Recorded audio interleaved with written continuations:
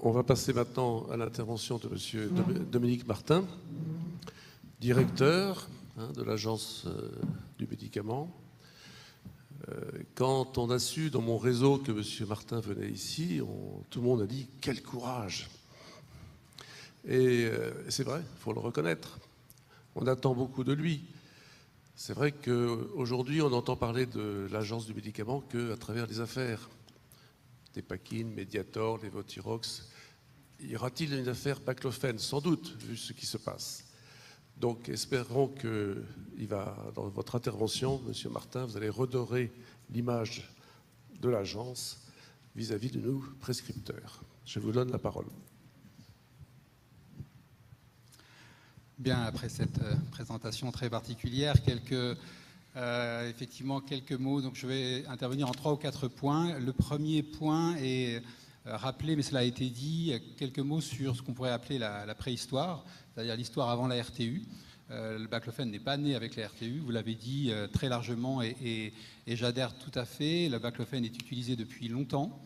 Il est utilisé en hors autorisation de mise sur le marché, hors AMM, et qui est quelque chose qui est autorisé, je le rappelle. Il n'est pas interdit de prescrire hors AMM. Il y a des règles pour la prescription hors AMM. On doit informer le patient, il doit y avoir des évidences scientifiques évidemment, et ça doit être inscrit sur la prescription. Mais la prescription hors AMM est tout à fait possible et d'ailleurs est une forme de médecine personnalisée. C'est une des possibilités qui est ouverte par le code de déontologie, par la loi aussi rappelée depuis 2011, pour prendre en charge des patients particuliers avec certains traitements. Je ne m'étends pas sur cette partie-là, elle est importante et elle est au moins en temps aussi importante que la partie plus récente qui effectivement aboutit aujourd'hui à quelque chose comme une sorte de crise de croissance, ce qui est assez normal dans le déroulement et le développement d'un produit aussi important. Alors, la RTU a été mise en place en 2013. Un mot sur ce qu'est une RTU. Pour dire ce qu'est une RTU, un mot sur ce qu'est une agence de régulation, ce qu'est la NSM, qui est une agence de régulation, l'agence de régulation française, qui est inscrite dans un réseau européen, qui se coordonne au sein de l'Agence européenne du médicament et qui a des fonctions donc, de régulation et fondamentalement pour être rapide et simple, binaire même, réguler, ça veut dire autoriser et interdire, ou interdire. On autorise des essais cliniques, des autorisations de mise sur le marché pour les médicaments, des productions des ouvertures de production d'entreprises, etc. On autorise de très nombreuses choses et parfois on interdit, on prend des mesures dites de police sanitaire, on suspend des productions de médicaments, on suspend des autorisations de mise sur le marché, etc. Donc c'est ça la fonction de régulation, c'est autoriser et interdire, je fais simple, au nom de la collectivité. C'est ce que font toutes les agences de régulation en Europe. On fait tous le même travail. Parmi les autorisations, donc peut-être 2 catégories sur lesquelles je souhaite revenir rapidement. Je vais vraiment à l'essentiel. La première, c'est celle des essais cliniques. J'ai pu entendre parfois qu'il pouvait y avoir une mauvaise compréhension de ce qu'était le rôle d'une agence de régulation, donc comme la NSM. L'ANSM n'est ni un promoteur ni un investigateur. Les promoteurs sont industriels ou académiques et les investigateurs vont avec. Les agences de régulation, quelles qu'elles soient, françaises ou ailleurs en Europe, ne sont pas ni promoteurs ni investigateurs, c'est important de l'entendre. Par contre, l'agence autorise les essais cliniques, elle les contrôle, elle les inspecte éventuellement et elle évalue les essais cliniques, notamment dans le cadre des procédures, par exemple, d'autorisation de mise sur le marché. Donc ça, c'est un point important parce que j'ai pu comprendre qu'il pouvait y avoir une ambiguïté sur le rôle de l'agence. L'agence elle ne conduit pas, elle ne suscite pas, elle ne développe pas des essais cliniques. Ça n'est pas son rôle, ça serait totalement inadéquat que penser que l'agence soit sur ce terrain-là. C'est vraiment un point important. Elle a une fonction de régulation, de contrôle, d'autorisation, mais certainement pas de conduite. Elle n'est pas un opérateur en la matière. C'est très important de bien avoir cela en tête. Des autres autorisations très importantes, parce qu'elles sont finalement assez récentes, ce sont les autorisations temporaires d'utilisation. Alors les ATU nominatives sont assez anciennes, mais les ATU, les autorisations collectives, donc temporaires d'utilisation collectives, sont un peu plus récentes. Et surtout, les recommandations temporaires d'utilisation sont des autorisations. Il y a une autorisation pour une RTU, même si le nom ne semble pas l'indiquer. Et c'est extrêmement récent puisque c'est issu de la loi de 2011. C'est un point important, ça n'existait pas auparavant, c'est très récent et il y a, je n'ai pas le chiffre en tête, je dirais une douzaine ou une quinzaine maximum de recommandations de temporaires d'utilisation actuellement en activité avec des médicaments, certains très connus, l'Avastin, le Truvada, qui en vont bénéficier de ce type d'autorisation. Ça c'est un point important. Le deuxième point important sur la RTU, alors je ne connais pas toutes les législations européennes, mais c'est probablement une originalité de la législation française. C'est-à-dire que et les ATU aussi d'ailleurs, c'est une particularité qui favorise un accès précoce à l'innovation et qui est inscrit dans la loi en France. Alors c'est aussi parce qu'on a une tradition très jacobine et très légistique qui consiste à inscrire les choses dans la loi. Mais à ma connaissance, c'est probablement le pays qui, en tout cas en Europe, a le plus inscrit ces possibilités-là dans les textes, sous réserve. Je n'ai pas fait la revue complète, mais c'est une particularité et un élément évidemment très positif. L'objectif de la RTU, c'est d'encadrer le hors AMM. D'où évidemment la RTU en 2013 sur le baclofen. Alors je voudrais juste vous rappeler très brièvement les conditions d'une RTU, mais vraiment extrêmement rapidement. Donc l'élaboration d'une RTU est une procédure dérogatoire, c'est très important de l'avoir en tête, exceptionnelle, qui permet de répondre à un besoin thérapeutique non couvert dès lors que le rapport bénéfice-risque du médicament est présumé favorable. Elle s'accompagne obligatoirement d'un suivi des patients traités dans l'indication considérée. La RTU peut être modifiée, suspendue ou retirée par la NSM si les conditions prévues ci-dessus ne sont plus remplies ou pour des motifs de santé publique. Donc, il faut retenir deux ou trois choses. D'abord, une RTU, c'est une disposition dérogatoire. Ça n'est pas la règle. La règle, c'est l'autorisation de mise sur le marché. Le deuxième point, c'est que la RTU est censée faire l'objet d'un encadrement extrêmement serré et d'un suivi de tous les patients qui bénéficient de la RTU. Quand on regarde les chiffres de la RTU baclofen, c'est évidemment pas du tout le cas, puisque au maximum, et encore, si on atteint 5% de vaguement inscrits, c'est le maximum, et encore, je suis très large. Donc, ce que je veux dire par là, c'est qu'en toute logique, et je dis d'emblée qu'on ne l'a pas fait, vous l'avez remarqué, et qu'on n'a jamais eu l'intention de le faire, en toute logique, compte tenu des conditions dans lesquelles cette RTU-là s'est développée, elle aurait dû être arrêtée, puisque, en fait, 95% des patients, en fait, échappent à la RTU, au sens où aucune donnée sur l'utilisation du médicament n'est versée dans une base de données et aucun suivi particulier n'a été assuré de la RTU en tant que telle. En fait, la RTU a provoqué essentiellement du hors AMM. Et donc, du coup, on était dans une situation très particulière et pour le moins paradoxale. Pour autant, et je dis et je l'insiste, on n'a jamais eu l'idée d'arrêter la RTU. Il n'en a jamais été évidemment question. Cette RTU donc, a fait l'objet effectivement d'évolutions dans le temps, comme les textes le prévoient. Je rappelle que c'est une autorisation, donc c'est un engagement collectif, c'est-à-dire que quand on décide de mettre en place une RTU, c'est comme décider de mettre en place une ATU de cohorte ou comme décider de mettre en place une autorisation de mise sur le marché. Ça veut dire que la collectivité endosse une forme de responsabilité. Du genre, on est d'accord pour dire que voilà, c'est possible de mettre en place dans certaines conditions, dans un certain cadre. C'est ça que veut dire une RTU. On est bien dans l'encadrement d'une pratique.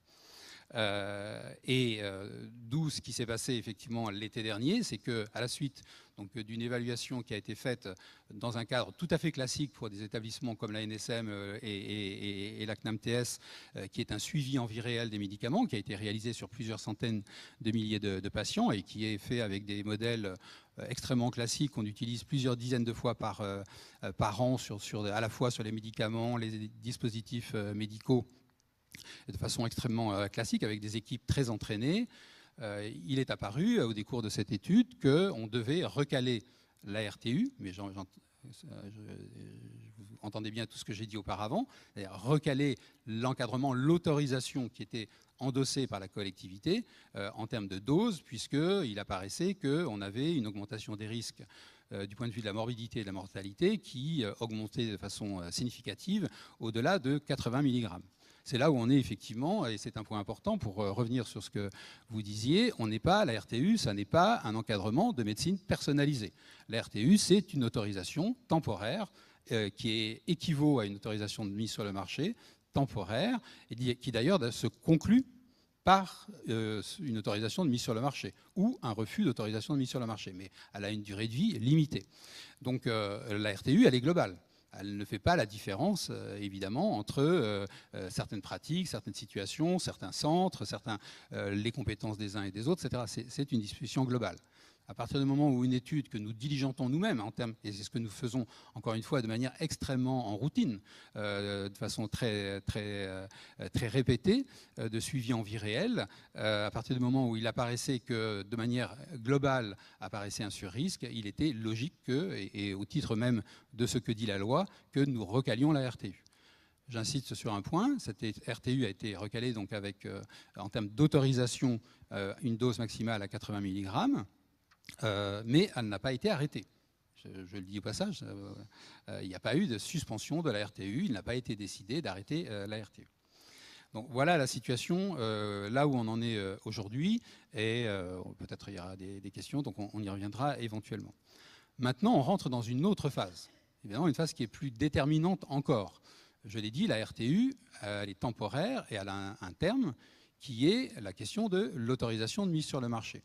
Le jour où l'agence se prononcera sur l'autorisation de mise sur le marché, ça sera la fin de la RTU. Soit l'agence rejette la demande d'autorisation de mise sur le marché et ça arrête la RTU, soit l'autorisation de mise sur le marché est donnée au baclofen dans cette indication et ça arrête aussi la RTU puisqu'on bascule sur une autorisation de mise sur le marché. Donc là, maintenant, on est dans cette procédure-là. Le laboratoire a déposé une demande d'autorisation de mise sur le marché et elle est aujourd'hui à l'instruction. Donc classiquement, alors d'abord deux choses. Je remarque que la demande n'a été faite qu'en national. Aujourd'hui, il est parfaitement possible de faire une demande en centralisé, même si on n'est pas dans un médicament pour lequel la demande est obligatoirement centralisée. C'est pas un vaccin, c'est pas un médicament biologique, etc.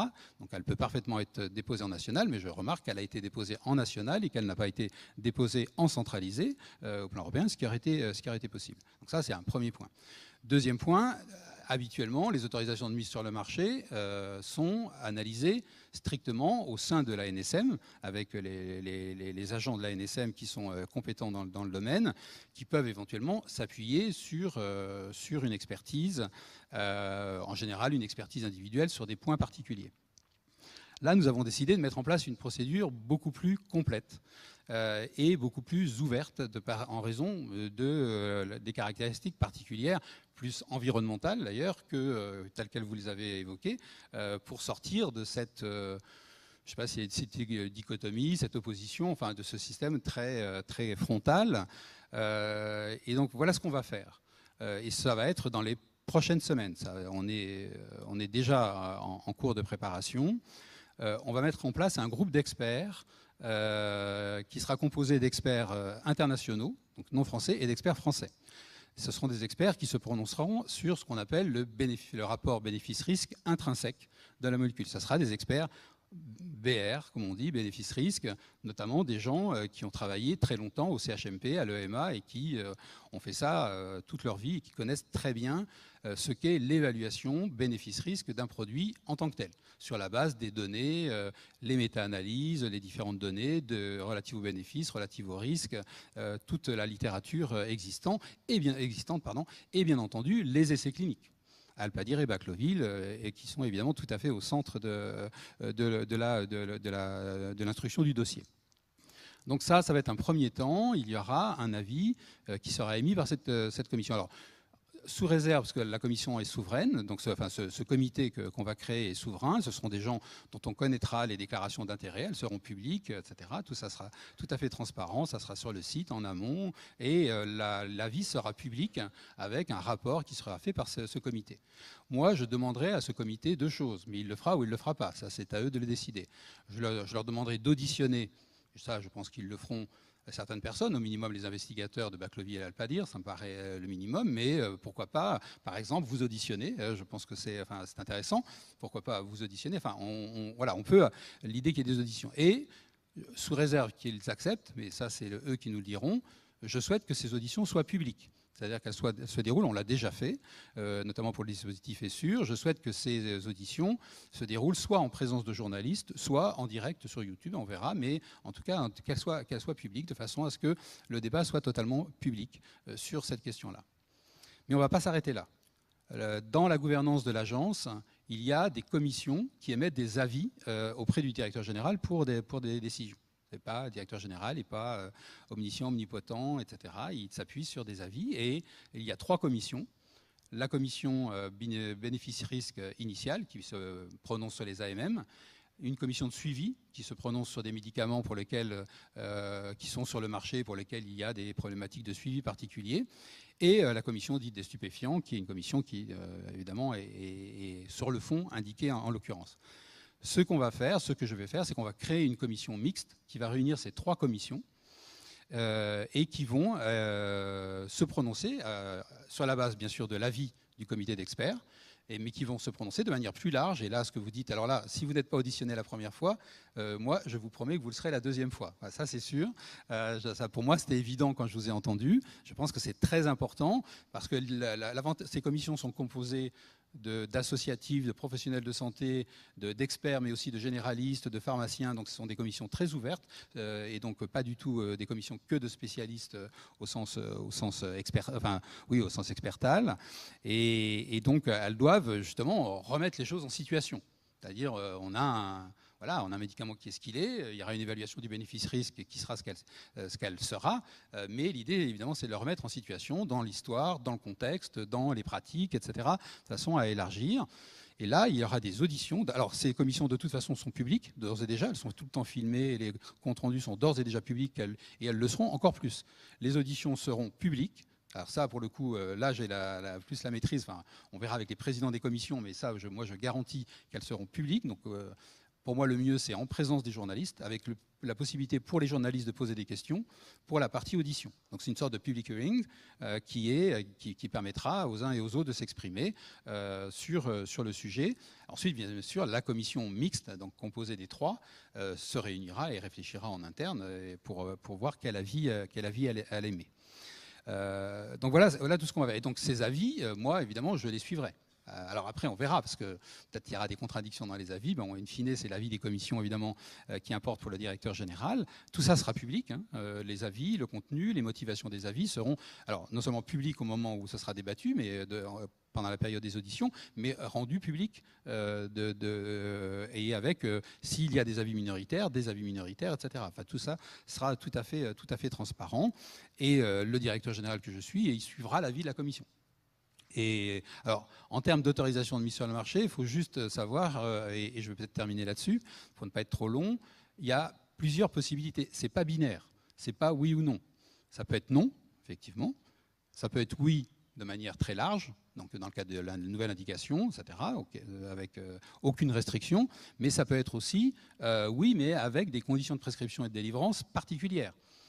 Et c'est peut-être là, on voit, il y a peut-être des pistes sur ce que vous appelez la médecine personnalisée, en termes, ou alors sur des populations, c'est un peu la même idée, des populations particulières sur lesquelles le médicament serait efficace et où le bénéfice-risque ne serait pas éventuellement le même que dans la population générale. Il serait plus favorable. Je dis, je ne prononce pas sur le fond du tout. Je dis que toutes les possibilités sont ouvertes, mais en tout cas, c'est bien là-dessus que ces 2 comités d'experts qui sera très scientifique, BR, le premier, et l'autre beaucoup plus ouvert, se prononceront de façon à ce que voilà, on émette in fine une position donc, qui est de la responsabilité du directeur général, qui tient cette responsabilité de l'État directement, c'est son rôle que de donner ou pas l'autorisation de mise sur le marché, et si elle est donnée, dans quelles conditions, dans quel cadre et avec quel type d'encadrement.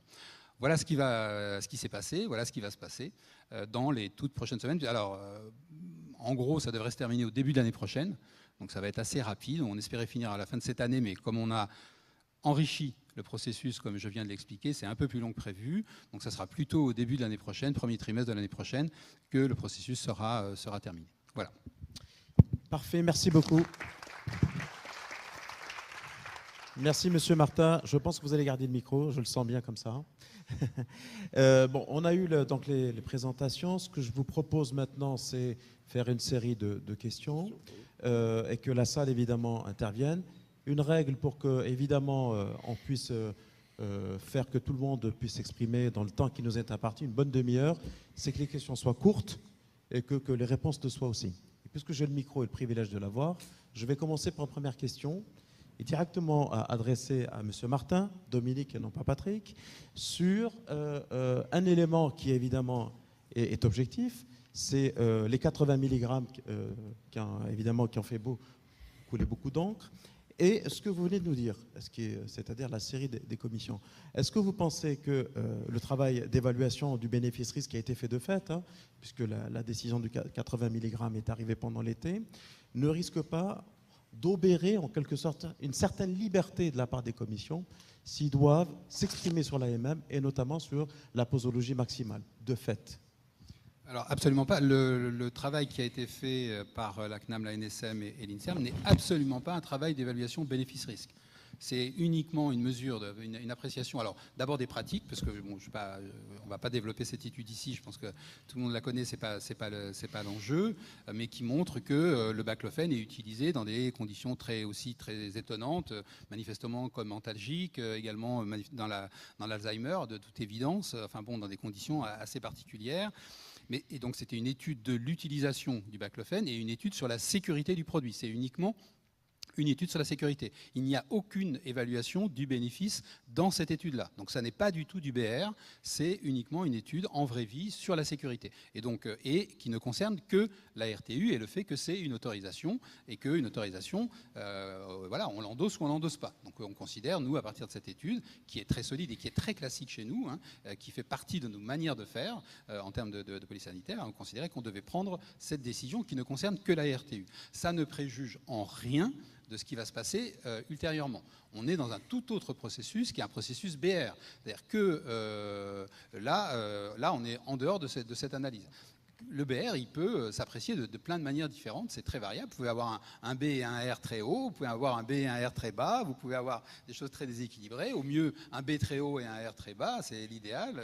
Vous pouvez avoir toutes sortes de situations. Donc, donc ça, c'est le premier point. Deuxième point, le comité qui sera nommé et les commissions sont souveraines. Alors, elles font, et elles l'ont montré, ils décident ce qu'ils veulent. Ce sont des comités qui sont nommés. Les gens sont, encore une fois, ils auront des déclarations d'intérêt. Ils ne sont pas des agents de l'agence et ils se prononceront. Donc c'est bien une vraie évaluation pour le coup BR qui se fera sur la base, encore une fois, de ce qui est disponible en méta-analyse, etc. et élargie, ça c'est important, à la pratique, à la réalité. C'est-à-dire qu'on ne peut pas ignorer que ce produit, il a une histoire, il a une place dans la pratique, etc. Mais voilà, il faut vraiment faire la distinction entre les deux. Ce sont deux situations, ce sont deux systèmes très différents. Et l'un n'influe pas, n'a pas d'influence sur l'autre. Merci. Patrick, je te laisse... Bon. Présentez-vous. Monsieur. Toujours Dr Amerlin, je suis de la région parisienne, je suis généraliste. Et en fait je voulais poser la même question que vous l'avez posée pour quelle est la dose à partir de laquelle on dit l'hour ou ailleurs. Et je sais que l'initiateur du baclofen, il a utilisé une dose de 270 mg. Donc là, les recommandations de notre agence, elle dit qu'il ne faut pas dépasser 80 mg. Quelle est votre position pour nous généralistes, qu'on a beaucoup de patients qui posent problème d'alcoolisme? Est-ce qu'on doit respecter les 80 mg ou est-ce qu'il faut faire une dose progressive comme vous l'aviez préconisé? Merci. Qui veut répondre? Oui, ben écoutez, merci pour cette question. Alors, il est évident que dans la compréhension du mécanisme d'action du médicament, il y a beaucoup d'informations qui peuvent être un peu contradictoires, mais pas tant. Comme vous l'avez dit, effectivement, il existe une variabilité individuelle donc, des patients. Certains vont répondre à faible dose et d'autres pas. Et évidemment, ça a beaucoup surpris des personnes qui étaient habituées à la dose des 70 mg, qui est la dose classique dans l'indication neurologique, sauf que ce ne sont pas les mêmes patients. Alors que quand on parle des benzodiazépines, ça paraît tout à fait évident, finalement, que les patients qui ont une dépendance importante à l'alcool encaissent des doses extrêmement importantes de benzodiazépines, tout simplement parce qu'il y a une modification de la régulation, donc au niveau de la réceptologie. Eh bien, il en est de même pour les récepteurs GABA-B. Et donc, finalement, on voit bien que certains patients vont nécessiter des doses bien plus élevées pour avoir un effet.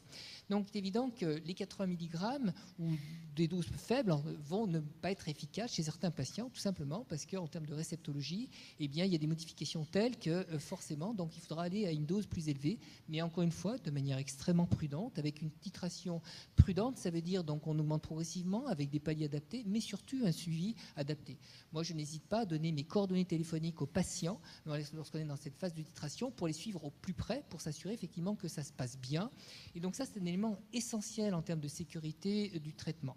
Et pour aller dans le sens de ce que vous venez de dire, c'était le sens de ma conclusion, je dirais, de ma présentation. Et aujourd'hui, on voit bien qu'en addictologie, la problématique va au-delà, bien entendu, de l'alcool. On voit bien qu'il y a d'autres problèmes actuellement avec d'autres médicaments. Et je pense qu'il est important d'avoir cette vision pragmatique qui puisse se développer, mais de manière, cette fois-ci, beaucoup plus rationnelle, je dirais, et l'accompagner. C'est là peut-être que l'Agence du médicament a un rôle important dans tout ce qui peut se mettre en place de manière à sécuriser au mieux, effectivement, donc, ce type de développement. Une question? Merci. Oui, à gauche puis à droite. À gauche, à droite, oui. Voilà. Chacun son tour. Question courte. Réponse courte. Voilà. Ah, ça va être compliqué. Monsieur Martin, vous m'avez inquiété tout d'abord quand vous annoncez qu'il n'y aura pas RTU et les gens vont pouvoir et ils vont être obligés de payer s'ils ont les prescriptions au-delà de 80 mg. Croyez-moi, pour les bénéficiaires de RSA et ou autres, ça va être extrêmement compliqué. Donc, et par ailleurs, je n'ai jamais vu un rapport public publié dans les médias sans signer. Je n'ai jamais vu depuis 34 ans. Deuxièmement, ce qui me fait peur, vous savez, les commissions sur les méthadones en prescription en ville, on l'attend depuis 20 ans. On n'est toujours pas sorti. Donc, il y a quelque chose qui est dans la demande du public, mais dans la demande de la politique, qui a une répercussion énorme et pénible, immédiate sur les malades. Et personnellement, quand j'avais fait l'étude sur les traitements de substitution et l'impact social, on avait observé un deuxième phénomène. Vous savez, je faisais travailler des équipes pluridisciplinaires, épidémiologistes, statisticiens, cliniciens et les sociologues. Une des meilleures épidémiologistes français, Fernand Vidal, eh bien, il m'a sorti après les traitements statistiques que tous les usagers de drogue sous TSO étaient des injecteurs. Parce qu'il essaie de vérifier des injections. Et bien, il avait tout simplement croisé les données incroisables. Parfois, il faudrait peut-être faire un peu plus attention à ce qu'on publie et ce qu'on sort. Question courte. Donc, comment vous prévoyez maintenant, en attendant les décisions de commission, les remboursements de baclofen pour les patients, pour les assurés sociaux? Bon, je sais pas si... Quelqu'un veut répondre? Il faut juste parler un tout petit peu de la réalité des choses. D'abord, la RTU, c'est les gens qui sont... ce qu'a montré l'étude, c'est que 90% des gens étaient à des doses inférieures à 80 mg. Donc déjà, la quasi-totalité des gens qui prennent du baclofen sont à des doses inférieures à 80 mg en l'état de ce qui est observable. ce qui n'est pas à la pratique des centres spécialisés, ce qui est tout à fait différent, mais il faut bien faire la différence entre la masse de la population qui prend et donc la modification qui a eu lieu sur la RTU affecte finalement assez peu les gens. Je rappelle que, et je l'ai dit, c'est pour ça que je l'ai dit au début, il y a toujours la possibilité de prescrire hors AMM et hors RTU, d'autant plus que si je regarde la pratique, c'est ce qui se fait de manière générale. Moi, je veux bien que la RTU soit l'alpha et l'oméga, mais enfin, quand elle est respectée à hauteur de 5%, ça met un peu les limites quand même. On voit bien qu'il y a là une difficulté. Je pense que ça tient à la surinterprétation, peut-être celle que vous avez à juste titre évoquée, donc pour lever l'ambiguïté, le fait que ça anticiperait une position de l'agence. Je pense que c'est ça qu'il faut retenir. Ça anticiperait une position de l'agence, ce qui n'est absolument pas le cas. L'agence prendra une position, encore une fois, qui sera transparente, ouverte, etc. Et très concrètement, moi je suis de formation psychiatre et j'ai traité beaucoup de malades alcooliques dans ma vie. Et si on peut trouver des médicaments et des produits efficaces pour aider au traitement de la maladie alcoolique, je serai le premier, évidemment, ravi de cette situation. Enfin, ravi n'est pas le mot d'ailleurs, mais enfin, voilà, ça paraît évidemment quelque chose de tout à fait souhaitable. Donc c'est pas le problème. Sur la question de la signature, une critique que je connais bien, pour nous ça n'a aucun sens.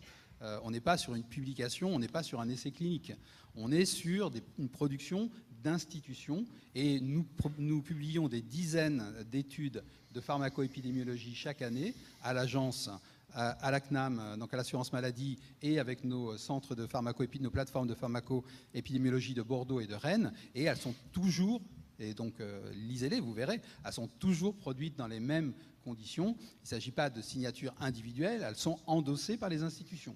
Donc l'agence fait son travail de contrôle, elle le fait avec des outils, notamment la pharmacoépidémiologie, et elle en tire les conséquences qu'elle estime devoir en tirer en fonction de ce en quoi elle investit, c'est-à-dire l'agence a investi dans la pharmacoépidémiologie pour prendre des décisions. Elle a fait une étude, elle a pris une décision qui est logique au regard de ce que montre l'étude. Mais encore une fois, ça se limite à ça. Enfin, je pense que le problème, il est là, fondamentalement. Il n'est pas sur la question de la RTU. Encore une fois, individuellement, en pratique individuelle, vous pouvez faire du hors AMM, et c'est déjà le cas, de toute façon. Donc voilà, ça ne changera pas grand-chose.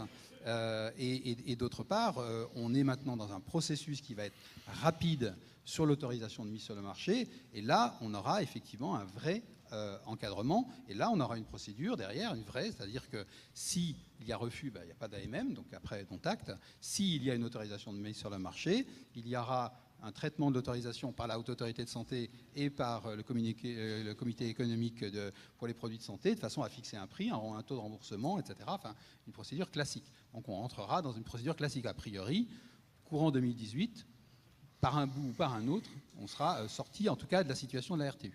Parfait, merci. Une question là-bas. Oui, bonsoir, docteur Aubertin, à Thionville. On n'entend pas.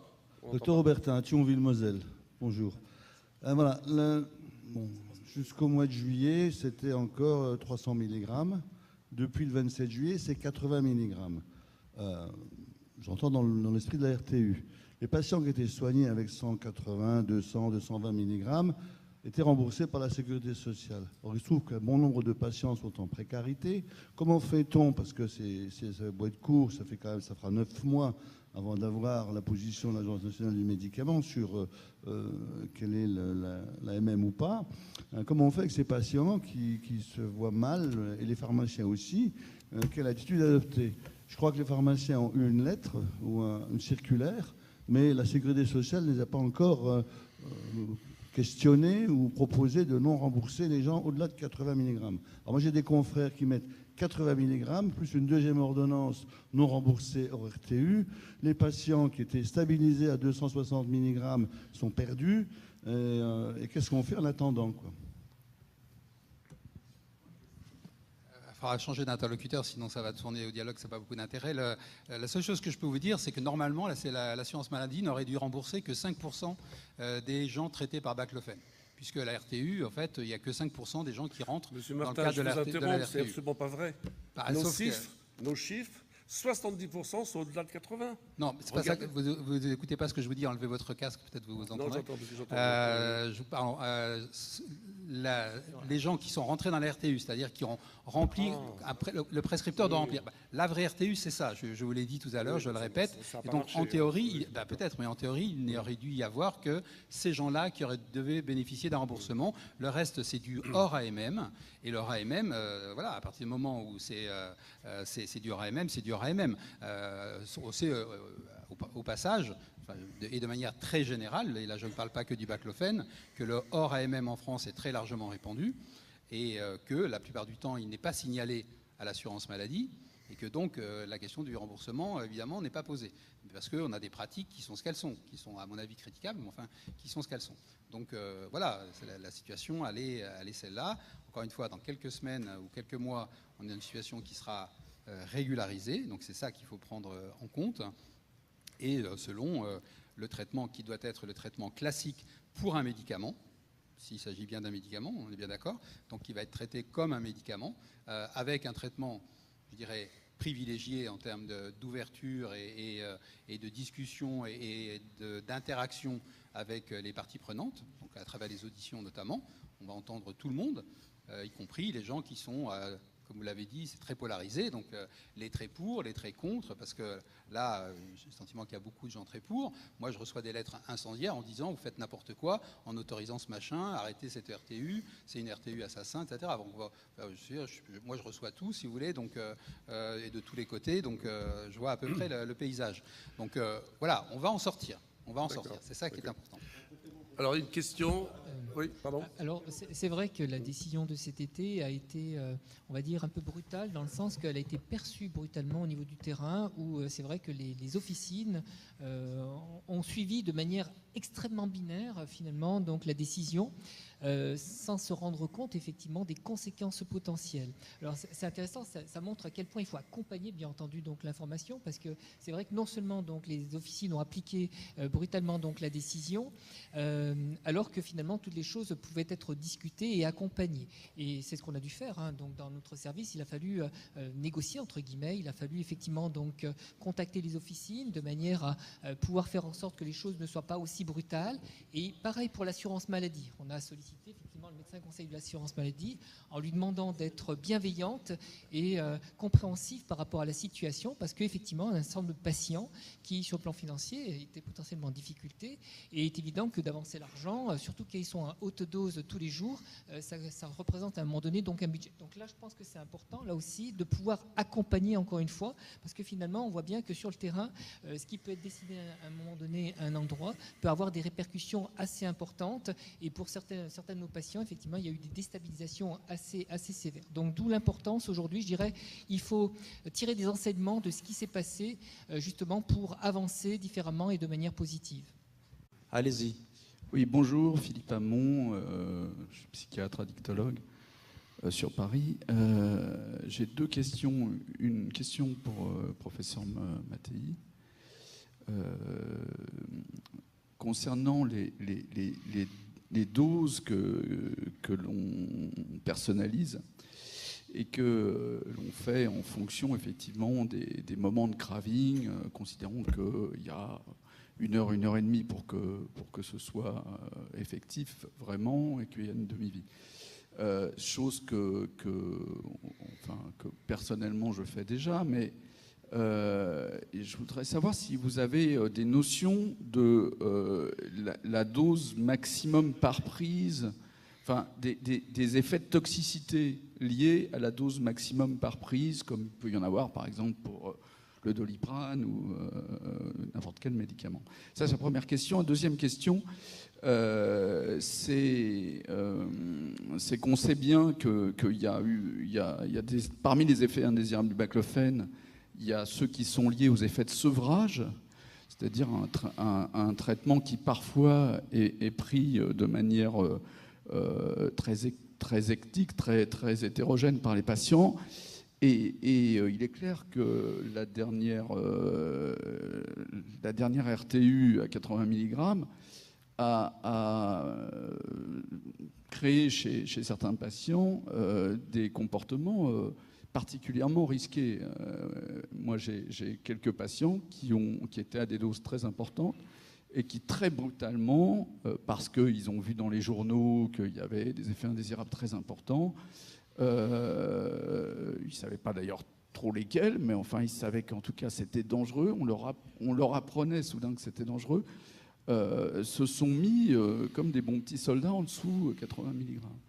Et il y a eu j'ai quelques patients qui ont vraiment eu des gros problèmes. Alors, en ce qui concerne la dose,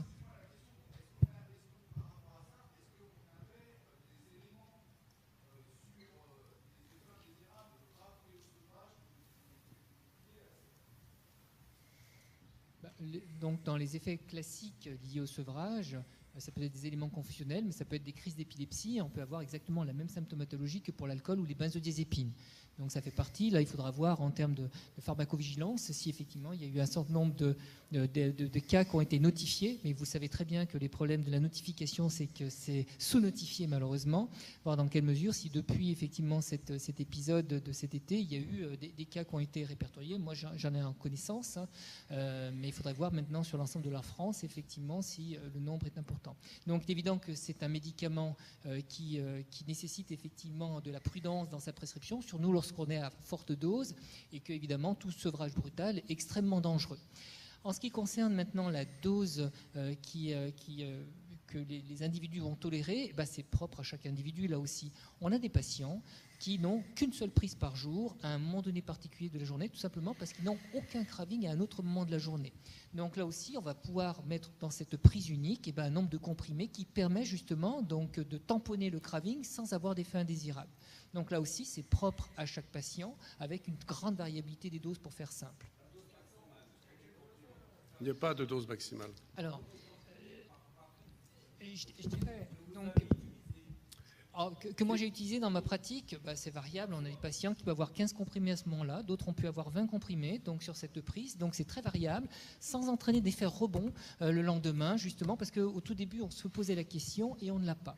Donc on voit bien que là aussi c'est très patient dépendant, donc là aussi l'importance de bien analyser donc les patients, voir dans quelle mesure le médicament est efficace, au contraire entraîne des effets indésirables. Alors attention, bien entendu, il est évident que lorsque ça se passe le soir, ce type de dose peut être problématique parce que ça peut favoriser les troubles du sommeil, et non seulement ça peut induire des insomnies, mais ça peut induire aussi des apnées du sommeil, et vous l'avez vu tout à l'heure donc, dans le cadre des traitements de substitution aux opiacés, là aussi ça peut contribuer au mal-être du patient, bien entendu, donc qui dit anxiété, qui dit aussi consommation, et là on amorce un cercle vicieux. Alors il nous reste 7 minutes. Il y a un certain nombre de personnes qui ont les micros, qui ont levé le bras. Les questions doivent être courtes, nous arrêterons quel que soit X à 16h30, donc les frustrations sont annoncées. Allez, okay. Question brève. Oui, bonjour, Samuel Blaise, association Olivier Amezen. Juste un point concernant certaines interprétations de l'information quand on déplore que 95% des patients ne sont pas rentrés dans la RTU V1. C'est tout à fait logique, compte tenu en fait des protocoles de cette première RTU où l'on prescrivait le baclofène en dernière intention, où il y avait tout un tas de contre-indications qui empêchaient les patients de rentrer. Et finalement, les 5% de patients qui rentraient étaient les seuls représentatifs capables de pouvoir rentrer dans cette étude, puisque les patients de la vraie vie n'étaient pas dimensionnés ni designés pour rentrer dans cette RTU. Il est important de noter aussi, et c'est ce qui n'a pas été fait, qu'un CSST, donc un comité scientifique spécialisé temporaire, a été nommé fin 2015, composé de 8 médecins spécialistes de terrain, sans lien d'intérêt, et qui ont permis en mars 2017, de reconduire la RTU, toujours avec une posologie maximale de 300 mg, mais cette fois-ci avec la possibilité de la première intention et sans les contre-indications. Donc ça, c'était vraiment une possibilité en fait, de pouvoir prescrire ce médicament à même rang d'égalité par rapport aux autres. Arrive maintenant cette étude de juillet 2017 qui bien évidemment est contestée par l'ensemble de la profession, les universitaires, les sociétés savantes et les associations. Mais vous dites à un moment donné, 90% des patients sont en deçà de 80 mg dans les datas que vous avez compilées. Ce qui est encore une fois tout à fait normal et ne permet pas la conclusion de limiter à 80 mg. L'étude portant sur 2009-2015, la majorité des patients qui ont été étudiés l'étaient avant la mise en place de la RTU, quand finalement le hors-AMM était à partir de 4 ans ou même simplement dans la prescription alcoolologique. Le fait que la CNAM ait annoncé en janvier 2015 que la médiane de prescription à 6 mois était de 52 mg sous-tend aussi le fait que les médecins ne sont pas formés et qu'ils ne savent pas prescrire le baclofène. Donc, sur la base de ces informations, il est impossible de tirer la conclusion que 80 mg devient un seuil maximum. C'est simplement parce que ces informations ne sont pas représentatives de ce qui doit se passer en réalité. La réalité que nous constatons, nous, dans les associations, c'est que les patients rechutent. Les patients rechutent massivement. Les médecins n'osent plus prescrire au-delà de 80 mg. Les pharmacies prennent des décisions abruptes sans respecter en fait les consignes que leur a données l'Ordre national des pharmacies. Et les patients sont brutalement réorientés sur des posologies en deçà de leur posologie efficace, qui, rappelons-le, et c'est ce que Baclovil démontre, et c'est ce que Baclat démontre, la posologie efficace moyenne est de 180 mg environ. Lorsque l'on baisse tout le monde artificiellement à 80 mg, ça provoque le drame sanitaire qui s'enclenche depuis le début juillet. Donc la question est, qu'allez-vous faire en mesure d'urgence pour cesser ce drame sanitaire avant que les commissions livrent leurs résultats? Merci. Merci, c'est récupérer le... On revient à une question beaucoup plus pratico-pratique de prescripteur.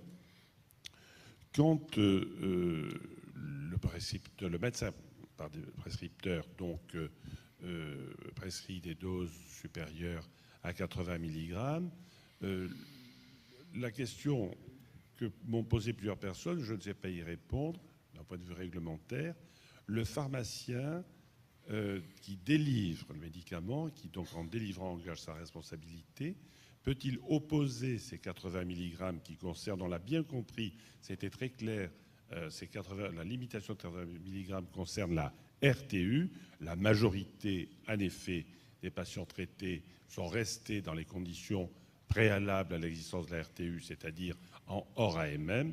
Il y a beaucoup de prescriptions hors AMM, un certain nombre de...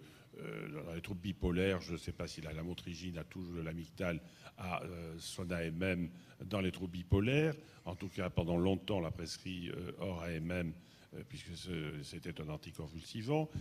C'était naguère le cas de l'aspirine avant d'être retenu dans l'indication anti-agrégant plaquettaire, etc.